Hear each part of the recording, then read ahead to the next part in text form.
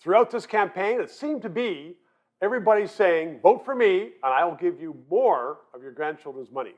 Brian Lilley writes for the Toronto Sun and a few other media papers, and he joins me right now because I want to put the question to you.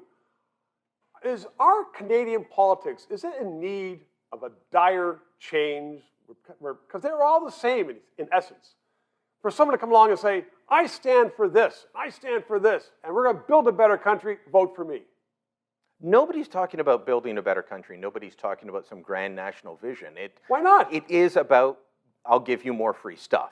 And so we're back to the 1970s, where it was all about government spending more, government growing, and it took until the 1990s, you remember that well, you were there, the Liberals finally saw the light when the bankers said, we're not going to give you more money, you're a banana republic.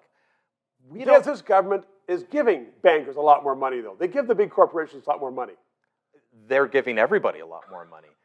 I had to answer this question to fiscal conservatives during the election. They said, why isn't O'Toole saying we'll slash government and we'll hold the line and we'll be like Reagan and Thatcher? And the simple answer is, country's not there. Right now, we're still in the pandemic. We're dealing with that. If you told people we're going to take stuff away, they would lose their collectivist little minds. They'd all be running around pulling their hair out. It wouldn't sell.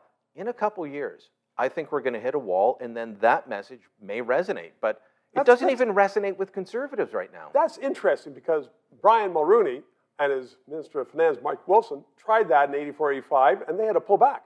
It wasn't until almost 10 years later that people realized, hey, we've been spending like a drunken sailor.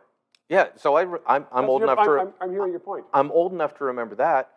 Mulroney and Wilson, tipping the toe in the water and getting spanked. Yeah, pensioners downtown Toronto, up in arms. So they had to pull back. They did lay the groundwork with the GST.